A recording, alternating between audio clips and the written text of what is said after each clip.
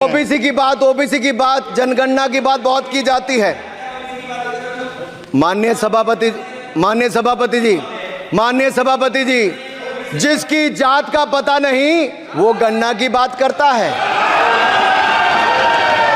लोकसभा में दिए अनुराग ठाकुर के इस बयान पर हंगामा बरपा हुआ है। अनुराग ठाकुर ने भले ही किसी का नाम नहीं लिया हो, मगर उन्होंने सीधे तौर पर सदन में विपक्ष के नेता राहुल गांधी पर निशाना साधा। राहुल गांधी ने कहा कि ये उनके लिए गाली है। फिर समाजवादी पार्टी के मुखिया अखिलेश यादव ने इस बयान को थोड़ा ट्विस्ट दे दिया और भाजपा पर वार करते हुए कहा कि कोई व्यक्ति किसी और की जाति कैसे पूछ सकता है। दोस्तों, इतने हंगामे के बाद अब पूरी बहस राहुल गांधी की जाति और जाति पूछने पर केंद्रित हो गई है। ऐसे में सवाल उठता है कि राहुल गांधी की जाति क्या है? कैसे नेहरू से गांधी बन गए देश की फर्स्ट पॉलिटिकल फैमिली? दोस्तों, राहुल गांधी का परिवार देश की फर्स्ट पॉलिटिकल फैमिली कही जाती है। वह नेहरू गांधी परिवार की छठी पीढ़ी है। उनके परिवार की राजनीतिक वंशावली तैयार की जाए तो सबसे पहला नाम मोतीलाल नेहरू का आता है। वे ब्रिटिश जमाने के एक धाकड़ वकील थे, फिर कांग्रेस पार्टी के अध्यक्ष बने। वे महात्मा गांधी के समकक्ष नेता थे। फिर उनके बेटे जवाहरलाल नेहरू राजनीति में आए। वह भी एक धाकड़ वकील थे। फिर वे कांग्रेस के अध्यक्ष और देश के पहले प्रधानमंत्री बने। दोस्तों, नेहरू खानदान मूल रूप से कश्मीर से आता है, लेकिन मोतीलाल नेहरू के पिता 18वीं सदी के शुरुआत में ही दिल्ली में आकर बस गए। फिर उनके बेटे मोतीलाल नेहरू ने वकालत के सिलसिले में इलाहाबाद शहर को चुना। वहीं पर उन्होंने अपनी प्रसिद्ध हवेली आनंद भवन का निर्माण कराया। फिर नेहरू परिवार पूरी तरह उत्तर प्रदेश की मिट्टी में रच बस गया। आजादी के बाद नेहरू प्रधानमंत्री बने तो स्वाभाविक तौर पर वे दिल्ली में रहने लगे। फिर उनकी इकलौती बेटी इंदिरा गांधी भी उनके साथ रहने लगी। उन दिनों इंदिरा गांधी और फिरोज गांधी का प्यार परवान पर था, मगर फिरोज थे पारसी। अब जैसा कि आम भारतीय परिवार में अंतर धर्म विवाह को लेकर हंगामा होता है, वैसा ही कुछ हाल इंदिरा गांधी के फिरोज गांधी के साथ शादी को लेकर हुआ। लेकिन महात्मा गांधी ने जवाहरलाल नेहरू को समझाया और फिरोज गांधी को गोद लेने की बात कही, जिसके बाद ही जवाहरलाल नेहरू फिरोज गांधी के साथ इंदिरा की शादी को लेकर तैयार हो गए। बता दें कि फिरोज गांधी का मूल नाम फिरोज घंडी था। इनके सरनेम के पीछे का इतिहास भी काफी लंबा है, लेकिन महात्मा गांधी के गोद लेने के बाद उनका सरनेम गांधी हो गया। शादी के बाद इंदिरा प्रियदर्शनी नेहरू से इंदिरा प्रियदर्शनी गांधी बन गई, लेकिन पूरा हंगामा यहीं से शुरू होता है। तो क्या फिरोज गांधी की जाति और धर्म बदल गया? क्या उनको पारसी नहीं माना जाएगा? दोस्तों, इस पूरी कहानी में एक और पेच है। फिरोज और इंदिरा गांधी का वैवाहिक जीवन सुखद नहीं रहा। शादी के कुछ साल बाद ही दोनों के रिश्ते में कड़वाहट भर गया। फिरोज गांधी का जल्द ही निधन हो गया था। फिर फिरोज गांधी का दिल्ली के निगमबोध घाट में पूरे हिंदू रीति रिवाज से अंतिम संस्कार किया गया। फिरोज के बड़े बेटे राजीव गांधी ने 16 साल की उम्र में मुखाग्नि दी। ऐसे कहा जाता है कि फिरोज का जन्म तो पारसी परिवार में हुआ, लेकिन मौत के वक्त वह हिंदू थे। अब आते हैं राहुल गांधी पर। राहुल गांधी देश के एक सबसे प्रतिष्ठित परिवार से आते हैं। उनको पहचानने के लिए उनका कर्म और समाज को उनका योगदान ही काफी होना चाहिए, लेकिन अफसोस कि हमारे देश में आज भी व्यक्ति की पहचान जाति से होती है। देश के कुछ नेता इस बहस में पड़े हैं कि राहुल गांधी की जाति क्या है। बहस इस पर है कि राहुल गांधी ब्राह्मण है या फिर पारसी। खैर, उनको पारसी मान लिया जाए या फिर ब्राह्मण मान लिया जाए तो क्या इससे समाज या देश की सारी समस्याएं खत्म हो जाएंगी? क्या उनकी राजनीति खत्म हो जाएगी? आपकी इस पर क्या राय है? हमें कमेंट करके